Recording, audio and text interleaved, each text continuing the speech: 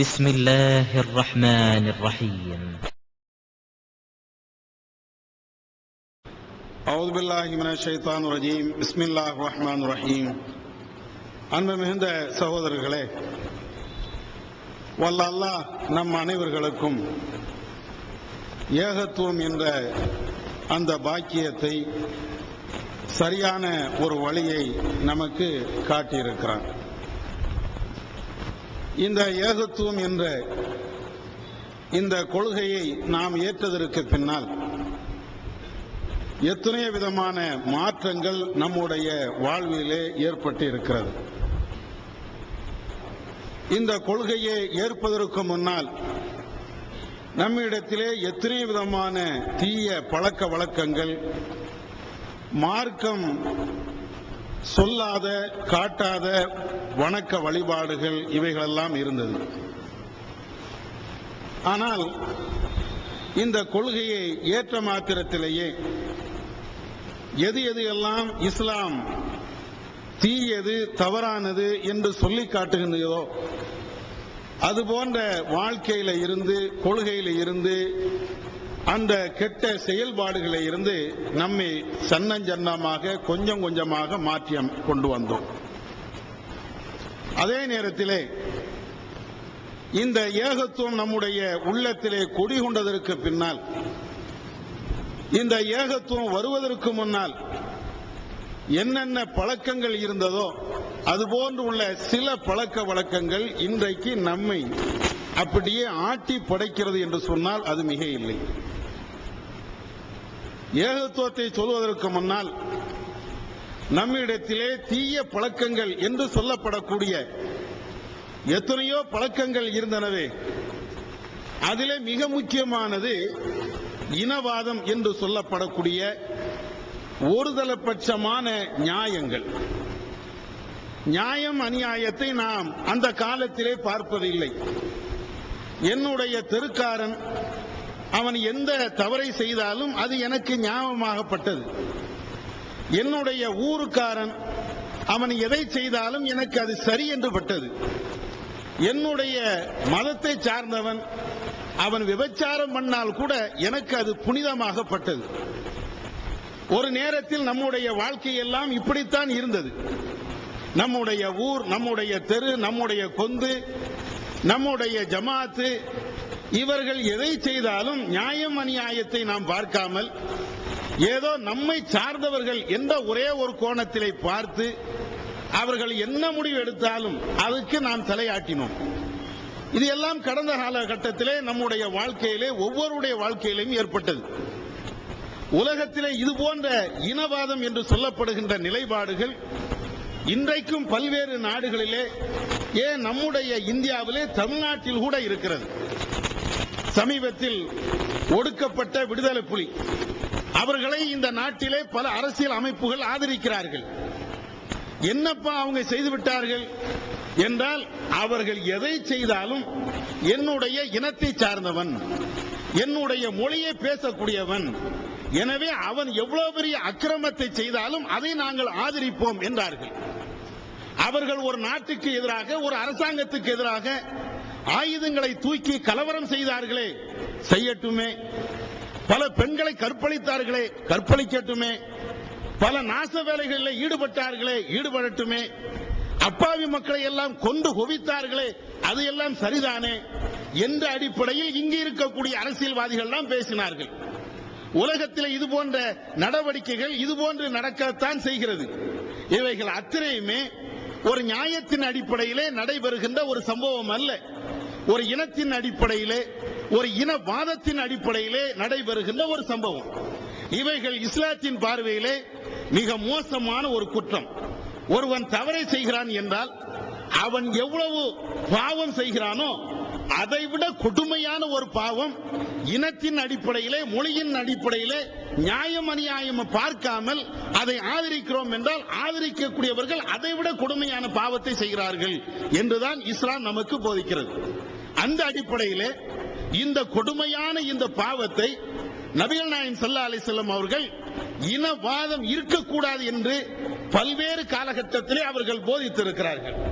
குறிப்பாக நபிகள் நாயகம் ஸல்லல்லாஹு அலைஹி வஸல்லம் அவர்கள் ஹஜ்ஜத்துல் விதா என்று சொல்லப்படுகின்ற அந்த இறுதி ஹஜ்ஜிலே அரஃபா பெருவழியிலே பல்வேறு சம்பவங்களை இந்த நாட்டு மக்களுக்கு, உலக மக்களுக்கு, அத்தனை பேர்களுக்குமே உபதேசமாக போதனையாக சொன்னார்களே, அதிலே நபிகள் நாயகம் ஸல்லல்லாஹு அலைஹி வஸல்லம் அவர்கள் இனவாதத்துக்கு எதிராக ஒரு கருத்தையும் முன்வைக்கிறார்கள். யா அய்யுஹன் நாஸ் அலா இன்ன ரப்பக்கும் வாஹிதுன், மக்களே, முஸ்லிம்களே என்றெல்லாம் அல்லாஹ்வுடைய தூதர் இந்த இடத்திலே அழைக்கவில்லை. யா அய்யுஹன் நாஸ், மக்களே, இன்ன ரப்பக்கும் வாஹிதுன், உங்களுடைய கடவுள், உங்களை படைத்தவன் ஒரே ஒருவன் தான், ஒரே ஒரு இரட்சகன் தான். இன்ன அபாக்கும் வாஹிதுன், உங்களுடைய தந்தை ஒரே ஒரு ஆளுதான், ஒரு தாய் ஒரு தந்தை மூலமாகத்தான் நீங்கள் அத்தனை பேர்களுமே பிறந்தீர்கள் என்று சொல்லிவிட்டு நபிகள் நாயகம் ஸல்லல்லாஹு அலைஹி வஸல்லம் அவர்கள் சொல்கிறார்கள், அலா லா ஃபதுல லி அரபியின் வல அலா லி அஜமியின், தெரிந்து கொள்ளுங்கள், எந்த அரபியா இருந்தாலும் அரபி அல்லாதவனை விட அவனுக்கு எந்த சிறப்பு தகுதியும் கிடையாது. ஒரு அரபி இருக்கிறான் என்றால் அரபி அல்லாதவனை விட அவனுக்கு எந்த சிறப்பு தகுதியும் இல்லை. அதே போன்று ஒரு அரபி அல்லாதவன் அரபியை விட எந்த விதத்திலும் அவன் உயர்ந்தவன் கிடையாது.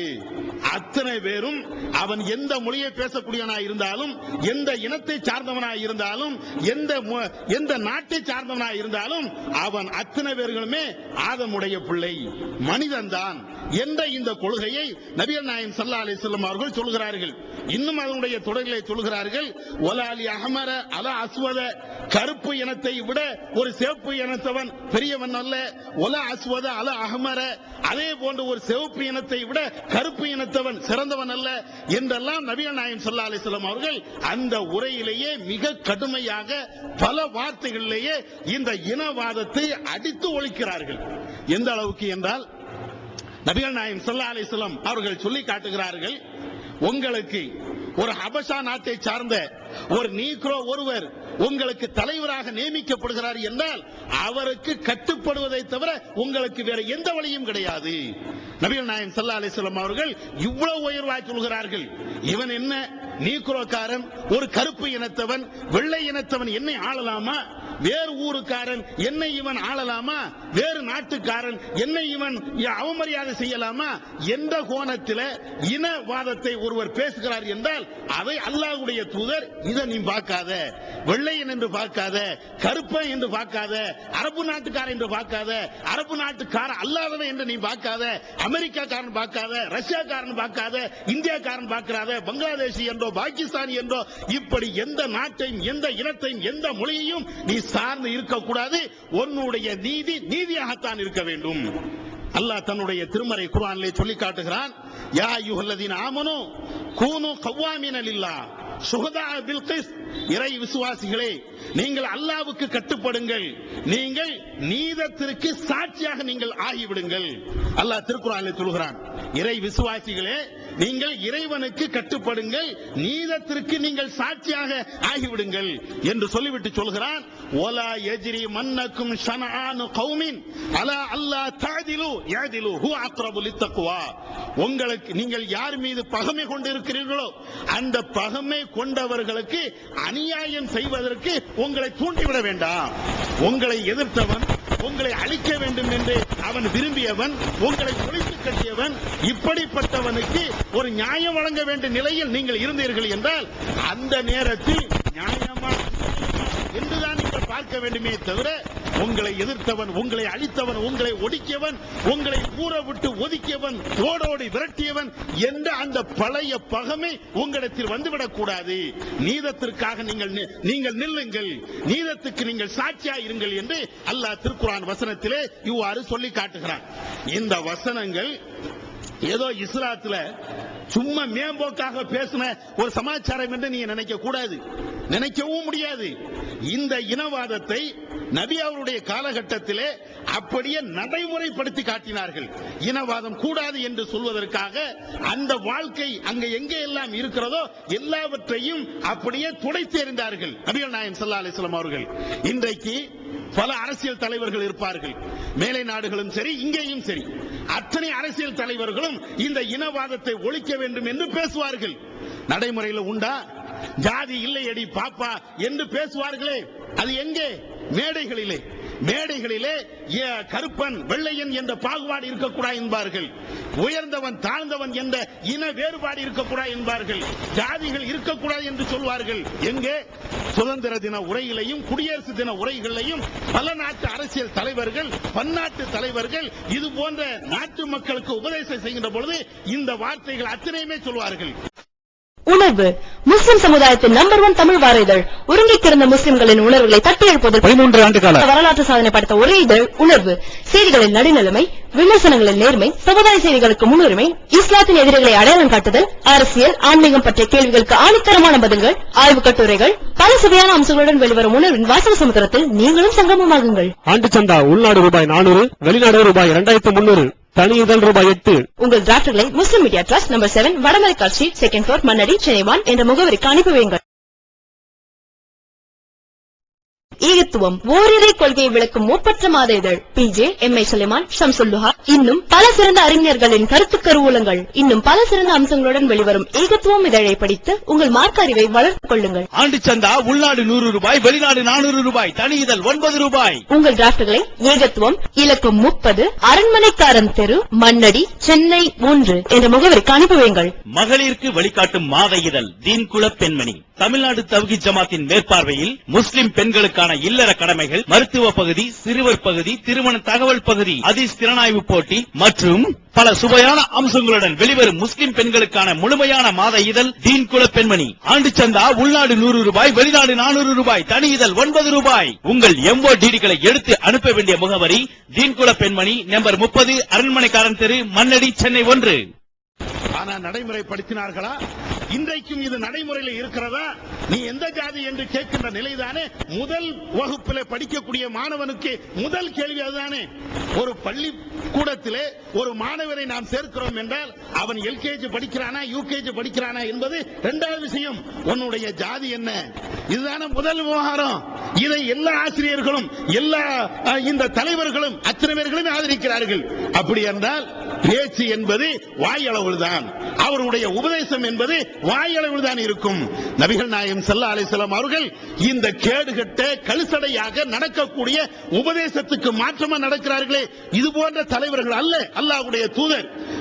இனவாதம் கூடாது என்று சொன்னால் அந்த இனவாதம் கூடாது என்பதை தன்னுடைய காலத்திலேயே எங்கேயாவது ஒரு இனத்துக்கு ஆதரவாக எதிராக இனவாதத்தின் அடிப்படையில் ஒரு நியாயம் அநியாயம் வருகிறது என்றால் அதை அப்படியே தூக்கி போட்டு உடைப்பார்கள். கடுமையாக சினம் கொண்டார்கள் அல்லாஹ்வுடைய தூதர் நபிகள் நாயகம் ஸல்லல்லாஹு அலைஹி வஸல்லம் அவர்கள். நமக்கெல்லாம் தெரிந்த ஒரு சம்பவம் தான். நபிகள் நாயகம் ஸல்லல்லாஹு அலைஹி வஸல்லம் அவர்கள் அவருடைய காலகட்டத்தில் மக்தூமியா என்ற கோத்திரத்தை சார்ந்த அந்த பெண் திருடி விட்டாள்.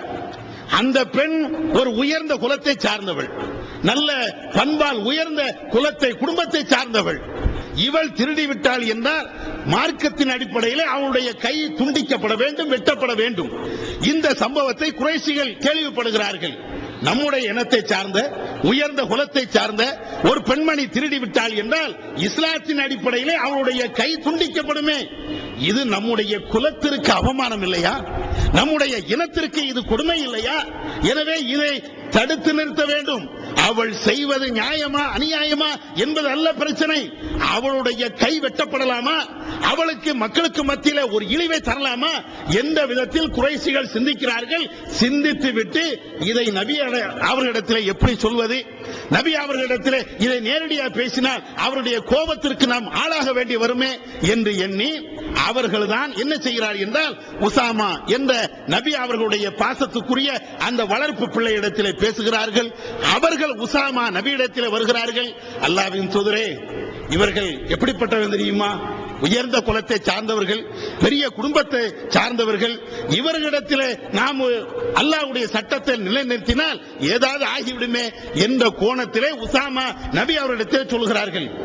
அப்பொழுது நபிகள் நாயகம் ஸல்லல்லாஹு அலைஹி வஸல்லம் அவர்கள் உசாமாவை அந்த இடத்திலேயே கண்டிக்கிறார்கள். அல்லாஹ்வுடைய சட்டத்தில் அல்லாஹ்வுடைய அந்த சட்டங்களில் நீ சிபாரிசு செய்ய வந்திருக்கிறாயா என்று சொல்லிவிட்டு மெம்பர்ல ஏறாங்க ரசூலுல்லாஹ். மக்கள் எல்லாத்தையும் கூப்பிடுறாங்க. எல்லாத்தையும் அழைத்து விட்டு நபிகள் நாயகம் ஸல்லல்லாஹு அலைஹி வஸல்லம் அவர்கள் மிம்பர்ல ஏறி பேசுறாங்க. இன்னமா அஹ்லக்கல்லதீன கப்லக்கும் அன்னஹும் கானு இதா சரக ஃபீஹிம் ஷரீஃப். உங்களுக்கு முன் சென்றவர்கள் நாசமா போனார்களே, அழிந்து போனார்களே, கேடுகட்டு போனார்களே, அதற்கு என்ன காரணம் என்ன தெரியுமா? இதா சரக ஃபீஹிம் ஷரீஃப் தரக்கூஹு. அவர்களிலே ஒரு உயர்ந்தவன், சமுதாயத்தால் மதிக்கப்படக்கூடிய ஒருவன் ஒரு தவறை செய்கிறான் என்றால் அதை அப்படியே கண்டும் காணாமல் விட்டு விடுவார்கள். அதே நேரத்தில் ஒய்தா சரக ஃபீஹிம் லைஃப், அந்த சமுதாயத்திலே ஒரு நாடோடி, ஒரு மிக பிற்படுத்தப்பட்ட ஒருவன், ஒரு பலவீனமானவன் அதே தவறை செய்கிறான் என்றால் அகாமு அலைஹில் ஹுதூத், அவர்கள் மீது அவர்கள் சட்டத்தை நிலைநிறுத்துவார்கள். நல்லவன் செய்தால், உயர்ந்தவன் செய்தால் அங்கு அந்த நேரத்திலே சட்டத்தை பார்க்க மாட்டார்கள், அப்படியே கண்டும் காணாமல் அப்படியே விட்டுருவாங்க. அதுல ஒரு பாவப்பட்டவன் செய்தா அவன்கிட்ட தான் ஏறி மிதிப்பாங்க. இந்த ஒரு காரணத்தினால்தான் அந்த சமுதாயம் அவர்கள் அழிக்கப்பட்டார்கள், நாசமா போனார்கள் என்று சொல்லிவிட்டு நபிகள் நாயகம் ஸல்லல்லாஹு அலைஹி வஸல்லம் அவங்க சொன்னாங்க, வைமல்லா லவ் அன்ன ஃபாத்திமா பின்த் முஹம்மத், தெரிந்து கொள்ளுங்கள், அல்லாஹ் மீது சத்தியமாக என்னுடைய மகள், இந்த முகமதுடைய மகள் ஃபாத்திமா திருடினாலும் லகதாத்து யதஹா, அவளுடைய கையை நான் உடைத்தே தீருவேன், வெட்டியே தீருவேன் என்று நபிகள் நாயகம் ஸல்லல்லாஹு அலைஹி வஸல்லம் அவர்கள் சொன்னார்கள். சொன்னது மாத்திரமல்ல, அந்த மக்ஸூமியா கோத்திரத்தை சார்ந்த அந்த பெண்ணை இழுத்து வருகிறார்கள், அவருடைய கையை வெட்டுகிறார்கள். எந்த அளவுக்கு என்றால் அந்த பெண் இஸ்லாத்தை ஏற்கிறாள். இஸ்லாத்தை ஏற்றதற்கு பின்னால் நபிகள் நாயகம் ஸல்லல்லாஹு அலைஹி வஸல்லம் அவரிடத்திலே அந்த வெட்டப்பட்ட கையோடு நபியிடத்திலே வருவார்கள் என்று அன்னை ஆயிஷா ரலியல்லாஹு தஆலா அன்ஹா அவர்கள் அறிவிக்கிறார்கள். சகோதரர்களே, இஸ்லாத்தினுடைய மாண்பு நம்மளுக்கு புரிகிறது. இஸ்லாம் எப்படி ஒரு இனவாதத்தை ஒழித்து கட்டியது என்பதை இந்த வரலாறு நமக்கு இன்றைக்கும் பறைசாற்றிக் கொண்டிருக்கிறது. ஆனால் இந்த வழியில வந்த நம்மிடத்தில் இனவாதம் இருக்கலாமா? அதுதான் இப்பொழுது விஷயம். நம்மிடத்திலே இந்த மொழிவாதம் இருக்கலாமா? நம்மிடத்திலே நம்முடைய நண்பர்கள், நம்முடைய உறவினர்கள், நம்முடைய ஜமாத்தார்கள் இவர்கள் ஒரு தவறை செய்து விடுகிறார்கள் என்றால் அதற்காக வேண்டிய இனவாதத்தை நாம் முன்வைக்கலாமா என்றால் இந்த ஏகத்துவத்திற்கு கொள்கைக்கு மாற்றமான ஒன்று. எந்த வரலாறை நாம் படித்து இஸ்லாத்தினுடைய உயர்வுகளை, மாண்புகளை நாம் பேசுகிறோமோ அதை அப்படியே காலில் போட்டு மிதித்து கபர்ல கொண்டு அடக்கிறதுக்கு சமம். அவ்வளவு பெரிய கொடுமை நம்ம அறிந்தோ அறியாமலோ நம்மிடத்திலும் இது போன்ற ஒரு நிலை ஏற்படுகிறது. இனவாதம்னா என்ன? மீண்டும் கொஞ்சம் ஞாபகப்படுத்திக்கிறேன். என்னுடைய நட்பு வட்டாரம், அல்லது என்னுடைய சொந்தக்காரர்கள், அல்லது என்னுடைய ஜமாத்துக்காரர்கள் இவர்கள் ஏதாவது ஒரு தவறை செய்து விடுகிறார்கள் என்றால் அந்த தவறு எனக்கு தவறாகப்படுவதில்லை, அந்த தவறு எனக்கு பெருசாக தெரியல. என்னுடைய ஜமாத்தை தாண்டியவன், என்னுடைய நட்பு வட்டாரத்துக்கு அப்பாற்பட்டவன் வேற எவரா ஒருத்தன் அதே தவறாக செய்கிறார் என்றால் எனக்கு தாங்க முடியல.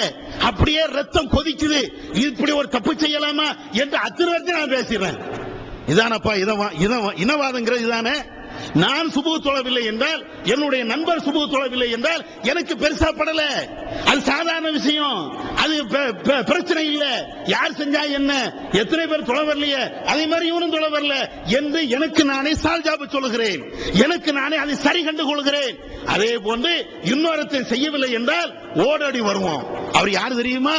சுபு ஜமாத்துக்கு வர்றது இல்ல, நம்ம பள்ளிக்கு வர்றது இல்ல, அந்த பள்ளிக்கு போறான், புறாவி பள்ளிக்கு போறான், அங்க போய் தொழுகிறான். கேட்டீங்களா, ஜும்மால பேசுறீங்களா என்று கொக்கரிக்கிறோமே.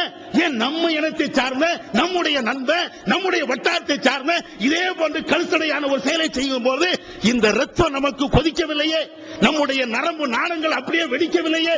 அதற்கு என்ன காரணம்? இனவாதம். நாமே தெரிஞ்சோ தெரியாமலோ நம்முடைய உள்ளத்தில் அந்த இனவாதம் இருக்கிறது. இல்லை என்று மறைக்க முடியாது. சில நேரங்களிலே அது நம்மையும் தாண்டி நம்மை அறியாமலேயே வெளிப்பட்டு விடுகிறது. ஒவ்வொரு ஆளும் யோசிக்கணும், எனக்கு இப்படி நடக்கிறதா? என்னுடைய நண்பர்கள் இதை செய்கின்ற பொழுது அதை சரி என்று நான் காணுகிறேனா? அப்படி காணுகிறேன் என்றால் அது எனக்கு சரியில்லை, நான் இனவாதத்தில் தான் இருக்கிறேன் என்றுதான் நாம பார்க்கணும். இது மாத்திரம் இல்ல, நம்மள ஒருத்தன் ஒரு பொய் பேசுறான், அது பிரச்சனை இல்லை, மன்னிச்சிடுறோம். நம்மள ஒருத்தன் பொய் பேசிட்டானா அது பிரச்சனை இல்லப்பா, மன்னிச்சிடுறோம். அதே நேரத்தில் இன்னொருத்தன் பொய் பேசட்டுமே, அவன் போய் பேசிட்டான், எவ்வளவு பெரிய பொய் தெரியுமா அப்படின்னு சொல்லி அடுக்கடுக்கான ஆதாரங்கள். அந்த ஆதாரங்களை தேடுவதற்காக பல நாட்கள் நம்முடைய வாழ்க்கையில நேரங்களை செலவிடுறோம். அவன் செய்யக்கூடிய அயோக்கியத்தனம், அவன் செய்யக்கூடிய எல்லாம், அவன் செய்யக்கூடியது மட்டும் அயோக்கியத்தனம் என்றால், அவன் செய்வது மாத்திரம் தவறு என்றால், நான் செஞ்சது, என்னுடைய நண்பன் செஞ்சது, என்னுடைய உறவினர்கள் செஞ்சது, என்னுடைய ஜமாத்காரன் செஞ்சது, அது நியாயமா? இதுக்கு பேர் என்ன? இனவாதம் இல்லையா? இதுதானே இனவாதம்? இதுதானே இனவாதம். இதைத்தானே ரசூலுல்லாஹ் உடைச்சாங்க. ஃபாத்திமா என்ற அந்த பெண்ணுடைய கையை வெட்ட வேண்டும் என்று நபி அவர்கள் தீர்மானித்தார்களே, அந்த ஃபாத்திமா காஃபிரா? அந்த ஃபாத்திமா இஸ்லாத்தை விட்டு வெளியேறினவளா? அதுக்குத்தான் அந்த ஹதீஸுடைய இன்னொரு ரிவாயத்தை சேர்த்து சொன்னேன். அந்த ஃபாத்திமா தௌபா செய்கிறாள், அந்த ஃபாத்திமா இஸ்லாத்துக்கு வருகிறாள், அந்த ஃபாத்திமா ரசூலுல்லாஹ்வை சந்திக்கிறாங்க என்ற வரலாறையும் சொல்கிறேன். நபிகள் நாயகம் ஸல்லல்லாஹு அலைஹி வஸல்லம் அவர்கள் இந்த விஷயத்தில் நியாயம் என்றால் நியாயம்தான். யாரா இருக்கட்டும், எவ்வளவாக இருக்கட்டும், எந்த அடிப்படையில் தான் நபிகள் நாயகம் ஸல்லல்லாஹு அலைஹி வஸல்லம் அவங்க இந்த வரலாறுகளை நமக்கு சொல்றாங்க. இது ஒவ்வொரு ஆளும் நாம யோசிக்கணும். நாம தௌஹீத்வாதி தானே, நம்ம ஜமாத்து ஒரு தப்பு பண்ணா அது நியாயம், இன்னும் அதே தப்பை இன்னொரு ஜமாத்து பண்ணுகிறது என்றால் அது அநியாயம் என்று எவன் பேசினாலும், நான் உட்பட யார் பேசினாலும், ஒரு விபச்சாரத்தை நான் செய்கிறேன் என்றால் அது சரி, அதே விபச்சாரத்தை இன்னொரு ஜமாத்து செய்கிறார், அது அயோக்கியத்தனம் என்று நான் பேசுகிறேன் என்றால் என்னிடத்தில் இஸ்லாம் என்ற கருத்து இல்லை, என்னிடத்தில் இனவாதம் என்பதுதான் உயர்வாக இருக்கிறது என்பதை ஒவ்வொரு ஆளும் புரிந்து கொள்ளணும். முதல்ல நம்மளை திருத்தணும். நம்மள்ட்ட இந்த தப்பு இருக்குதா என்று நாம பார்க்கணும். நாம ஒரு ஆள் வரதட்சணை வாங்குறாரு, அது போகக்கூடாது, அது தப்பு, அப்படி எல்லாம் பேசுறோம். நம்மள ஒருத்தன் அப்படி போயிட்டா, நம்மள ஒருத்தன் அப்படி செஞ்சுட்டா, அது நியாயமா? அதை ஆதரிக்கலாமா? அது சரி என்று நாம பேசலாமா? இதுதான் இனவாதம். இந்த இனவாதம் நம்மிடத்தில் வரும் என்றால் நம்மிடத்துல நியாயம் அடிபட்டு போயிடும். யார்கிட்ட வந்தாலும் சரி, நம்மள்ட்ட நியாயம் இருக்காது. அது சரியாக நம்ம பார்க்க மாட்டோம். என்னென்ன வந்துரும், என்னென்ன தப்புன்னு நாம வெளியில பேசுறோமோ அத்தனை தவறுகளும் நம்மிடத்தில் வரும். நான் ஒண்ணு சொன்னேன், சுபுஹ் தொழுகை நம்மள்ட்ட வராது, மற்ற அயோக்கியத்தனம் அது நம்மள்ட்ட வந்துரும், பொய் பேசுறது வந்துரும், பித்தலாட்டம் பண்றது வந்துரும். இன்னும் சொல்ல போனா நம்மள்ட்ட நடக்கக்கூடிய தப்பு எதா இருந்தாலும், நாம செய்யக்கூடிய தவறா இருந்தாலும் பகிரங்கமா போட்டு உடைக்கிறது, அந்த தப்பை விட்டு நம்முடைய சகோதரர்களை திருத்துவது, இதுதான் நம்முடைய ஜமாத்துடைய மேல இருந்து கீழ் வரை உடைய நிலைப்பாடு. இன்னும் ஒரு படி மேல சொல்ல போனா, நம்மள ஒரு ஆள் லவ் பண்ணி கல்யாணம் பண்ணாரு வைங்க, அது சரி. டிஎன்டிஜே வீடியோ விசன், டிஎன்டிஜேவின் மார்க்க விளக்க குறுந்தகடுகள் PJ Shamsulluha, MI Sulaiman, MS Sulaiman, Althafi மற்றும் மார்க்க அறிஞர்களின் உரைகள் அடங்கிய சீடிகள் வெறும் ரூபாய் 20 மட்டுமே. கடந்த ரமலானில் சகோதரர் பிஜே அவர்கள் ஆற்றிய இஸ்லாம் கூறும் பொருளியல் தொடர் சொற்பொழிவு கிட்டத்தட்ட 27 மணி நேர நிகழ்ச்சி 3 டிவிடிகளில் விலை ரூபாய் 75 மட்டுமே. மொத்த விற்பனையாளர்களுக்கு கழிவுகள் உண்டு. கிடைக்கும் இடம் டிஎன்டிஜே வீடியோ விசன், நம்பர் 30, அரண்மனைக்காரன் தெரு, மண்ணடி, சென்னை 1. தமிழ்நாடு தௌஹீத் ஜமாத்தின் புதிய வெளியீடு, மாதம் ஒரு பிரசுரம், கட்டுரைகளின் தொகுப்பு, விலை ரூபாய் 120 மட்டுமே. கிடைக்கும் இடம் டிஎன்டிஜே வீடியோ விஷன், நம்பர் 30, அரண்மனைக்காரன் தெரு, மண்ணடி, சென்னை 1. அதெல்லாம் சரி, அது ஒன்றும் பிரச்சனை ஆக்க மாட்டோம். இன்னொருத்த அப்படி லவ் பண்ணி கல்யாணம் பண்ணிட்டான் வைங்களேன், ஓடி வருது ஜமாத்துக்கு. அவன் எப்படிப்பட்டான் தெரியுமா? செய்ய வேண்டாம் நான் சொல்லல. ஒரு தவறு நடக்கிறது என்றால் அந்த தவறை சுட்டி காட்டுவது, ஜமாத்துடைய கவனத்துக்கு கொண்டு வருவது ஒவ்வொரு உறுப்பினருடைய கடமை. அந்த அடிப்படையில் செய்யலாம், தப்பு இல்ல. ஆனா அதே தப்ப நீ செஞ்சா இது இனவாதம் இல்லையா? நாம அதே தப்ப நான் செஞ்சுட்டு அவன் சரியில்லை என்று அவனை சுட்டி காட்டுவது, அவன் செய்யக்கூடிய தவறு என்று பேசுவதற்கு எனக்கு என்ன அருகதை இருக்கிறது? அல்லாஹ் திருக்குர்ஆன்ல கேட்கிறானே, பல்வேறு இடங்கள்ல இந்த வசனங்களை நாம சொல்லி காட்டுகிறோமே, லிம தக்குல் மாலா தஃபாலூன், நீங்கள் செய்யாத ஏன் பேசுகிறீர்கள்? அல்லாஹ் சொல்றானே, நீங்கள் செய்யாத ஒன்றை அல்ல நீங்க செய்யக்கூடிய தவறு என்று நீங்க ஏன் பேசுறீங்க? உங்களுக்கு அந்த அருகதை இருக்குதா? நீ பேசுவதற்கு உனக்கு தகுதி இருக்குதா? நான் மௌலூது கூட என்று பேச முடியுமா? நான் வட்டி வாங்குவேன், வட்டி கூட என்று பேச முடியுமா? பேசுவதற்கு உனக்கு என்ன தார்மீக உரிமை? இதை இஸ்லாம் கேட்குது. இதை நான் பேசுகிறேன் என்றால் என்னிடத்தில் இனவாதம் இருக்கிறது என்ற அர்த்தம், மொழிவாதங்கள் இருக்கிறது என்ற அர்த்தம், ஒரு சாராருக்கு எதிராக நான் நடக்கிறேன் என்ற அர்த்தம். அப்ப இந்த இனவாதம் வந்துவிடும் என்றால் நம்மிடத்தில் தவறுகள் அப்படியே எந்த தப்பு பண்ணாலும் அது மன்னிக்கப்பட்டுரும். அது பெரிய தப்பு இல்ல, சாதாரண தப்பு என்ற அடிப்படையில் வரும். அதே மாதிரி உள்ள தப்பு எவ்வளவு பெரிய தவறு நம்மள்ட்ட நடக்குது தெரியுமா? நபிகள் நாயகம் ஸல்லல்லாஹு அலைஹி வஸல்லம் சொல்றாங்க, இந்த செயல் செய்தவன் இவன் சொர்க்கத்துக்கு போக மாட்டான். ரசூலுல்லாஹ் சொல்றாங்க, இந்த செயலை செஞ்சவன் இவன் சொர்க்கத்துக்கு போக மாட்டான். அப்படிப்பட்ட செயலெல்லாம் இந்த இனவாதத்தின் அடிப்படையில் நம்மள உள்ள ஒருத்தன் செய்யக்கூடிய தப்பு தானே, அதை சரி கண்டுருவோம். எந்த அடிப்படையில் இந்த கேடுகட்ட நரகத்துக்கு இழுத்து செல்லக்கூடிய இந்த செயலையும் செய்யணும். என்ன செயல்? இந்த கோல் மூட்டி விடுவது. ஆனா பொம்பளை தான் செய்வாங்கன்னா நம்ம ஜமாத்துல உள்ள சில ஆம்பளைகளும் அதை சேர்ந்து அதை தொழிலா பண்ணிட்டு இருக்கான். தெரிஞ்சு செய்யறானா தெரியாம செய்யறானா அல்லாஹு ஆலம். ஆனா எப்படி செய்தாலும் மார்க்க அடிப்படையில் இது கண்டிக்கக்கூடிய மிக நரகத்துக்கு கொண்டு போகக்கூடிய ஒரு கடுமையான ஒரு பாவம் என்பது நாம வழங்கணுமா இல்லையா? ஒரு ஆளு 2 பேர் நண்பனா இருக்கிறாங்க, ஒரு 4 பேர் நண்பனா இருக்கிறாங்க. அந்த 2 பேர்ட்டும் போய், இஸ்மாயில் தெரியுமா உன் கூட்டாளி எப்படிப்பட்டவன் தெரியுமா, அவனுடைய வண்டவாளத்தை எல்லாத்தையும் இருக்குதோ இல்லையோ எல்லாத்தையும் கூட்டி சொல்லிடும். அவன் அன்னைக்கு அவனை அப்படி பார்த்தேன் இப்படி பார்த்தேன் அதை செஞ்சேன் இதை செஞ்சேன் அப்படின்னு சொல்லி அவனை பத்தி இவனை பத்தி அவன்கிட்ட சொல்லி விட்டுட்டு இவன் தான் போயிடுவான். இதான கோளுங்கிறது. 2 நண்பர்கள் இருக்கிறார் என்றால் அந்த 2 நண்பர்களுக்கு மத்தியில பகைமையை ஏற்படுத்துவது. ஏதாவது ஒண்ணு சொல்லி நடந்ததையோ நடக்காதையோ ஏதாவது ஒன்று சொல்லி பகைமையை ஏற்படுத்துவது. இன்னும் சொல்ல போனா மார்க்கம் எப்படி வலியுறுத்துகிறது என்றால் 2 பேர் சண்டை போடுறாங்க, அவங்களை இணைக்கிறதுக்கு போய் பேசலாம்ங்கறாங்க ரசூலுல்லாஹ். 2 பேர் சண்டை போடுறாங்கன்னா அவங்களை இணைக்கிறதுக்கு போய் பேசலாம். லைசல் கஸாபு அல்லது யுஸ்ரிஹு பைனன் நாஸ், மக்களுக்கு மத்தியில இணக்கத்தை ஏற்படுத்துவதற்காக வேண்டி ஒருவன் போய் சொல்கிறான் என்றால் அவன் பொய்யன் அல்ல. நபிகள் நாயகம் ஸல்லல்லாஹு அலைஹி வஸல்லம் அவங்க சொன்ன இந்த செய்தியை புகார்ல பார்க்கலாம். அவன் பொய்யன் கிடையாது. 2 பேரை இணங்கணும், 2 ஜமாத்து சேரணும், 2 குடும்பம் சேரணும் என்பதற்காக போய் பேசுறானா இவன் நியாயவாதி, இவன் பேசுறது பொய் இல்ல அப்படிங்குது.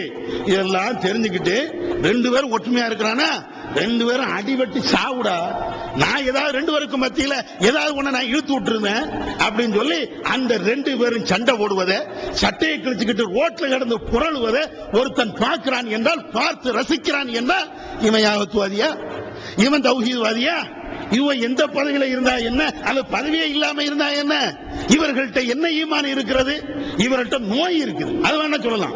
2 பேர் சண்டை போடுவதை பார்த்து ரசிக்கிறதுங்கிறது அது ஒரு வகையான நோய் தானே. இந்த நோய் வேணா இருக்குமே தவிர உண்மையிலேயே ஈமான் என்ற இந்த இஸ்லாம் சொல்லக்கூடிய இந்த அடிப்படை விஷயங்கள் அவருடைய உள்ளத்துல இல்ல. நபிகள் நாயகம் ஸல்லல்லாஹு அலைஹி வஸல்லம் அவங்க சொல்றாங்க, ஒரு கபருக்கு மத்தியில, கபுஸ்தானுக்கு மத்தியில ரசூலுல்லாஹ் நடந்து போயிட்டு இருக்கும்போது 2 கபரு, அதில் அடக்கம் செய்யப்பட்டவர்கள் வேதனை செய்யப்படுகிறார்கள்.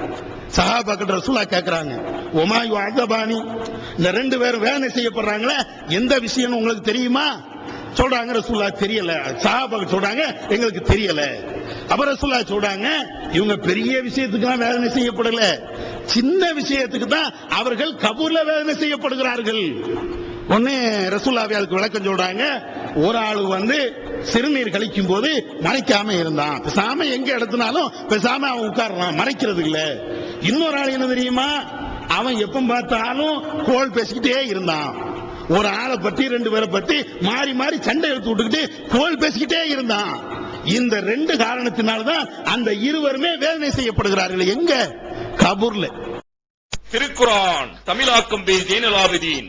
அனைவருக்கும் புரியும் எளிய நடை, தேவைப்படும் வசனங்களுக்கு தெளிவான விளக்கங்கள், கலை சொற்களின் விளக்கங்கள், திருக்குர்ஆன் எவ்வாறு அருளப்பட்டது, எவ்வாறு தொகுக்கப்பட்டது என்பது குறித்து முழுமையான விளக்கம். நபிகள் நாயகம் ஸல்லல்லாஹு அலைஹி வஸல்லம் காலம் முதல் இன்று வரை குர்ஆன் பாதுகாக்கப்பட்ட வரலாறு, திருக்குர்ஆன் இறைவனின் வார்த்தைகள் என்பதற்கான அடுக்கடுக்கான ஆதாரங்கள், முந்தைய பதிப்புகளை விட மெருகூட்டப்பட்ட செய்திகள், கூடுதலான பக்கங்கள், அழகிய வடிவமைப்பு, உயர்தரமான பைண்டிங். விலை ₹300 மட்டுமே.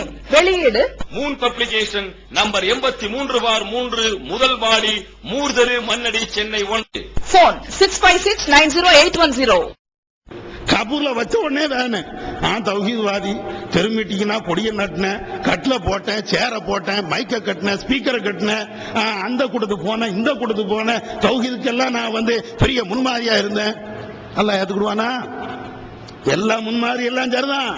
கூட்டம் போட்டா அதுக்கு தனி நன்மை, சேரத்துக்கு போட்டா அதுக்கு தனி நன்மை, அதுக்காண்டி உழைத்தால் அதுக்கு தனி நன்மை.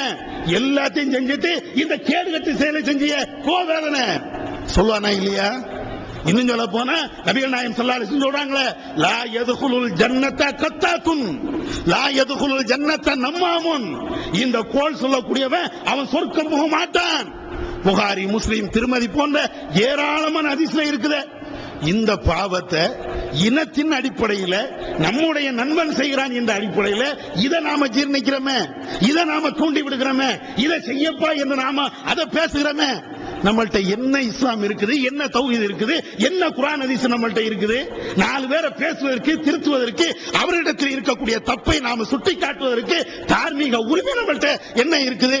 ஒவ்வொரு ஆளும் யோசிச்சு பார்க்கணும். நான் தௌஹீத்வாதி என்று சொல்வது பெருமை அல்ல, தௌஹீத்வாதியாக நடப்பதுதான் பெருமை. நான் குர்ஆன் ஹதீஸை பின்பற்றுகிறவன் என்று சொல்வது பெருமை அல்ல. என்னுடைய வாழ்க்கையில இன்னென்ன விஷயங்கள்ல நான் குர்ஆனையும் சுன்னாவையும் முழுமையாக பின்பற்றி இருக்கிறேன் என்று வாழ்ந்து காட்டுவது பெருமை. எனவே இந்த இனவாதம், இஸ்லாம் ஒழித்த இனவாதம், இன்றைக்கு மற்ற அரசியல் தலைவர்கள்ட்ட இனவாதத்தை ஒழிப்போம் என்று பேசிவிட்டு அதையே செய்கிறார்களே, அது போன்ற கேடுகட்ட அந்த இனவாதம் நம்ம இடத்தில் வரக்கூடாது. வல்லல்லாஹ் நம்ம கேட்டதன் அடிப்படையில் செயல்பட அவன் அருள் செய்வானாக. வாஹதவன அல்ஹம்துலில்லாஹி ரப்பில் ஆலமீன். அல்லாஹ்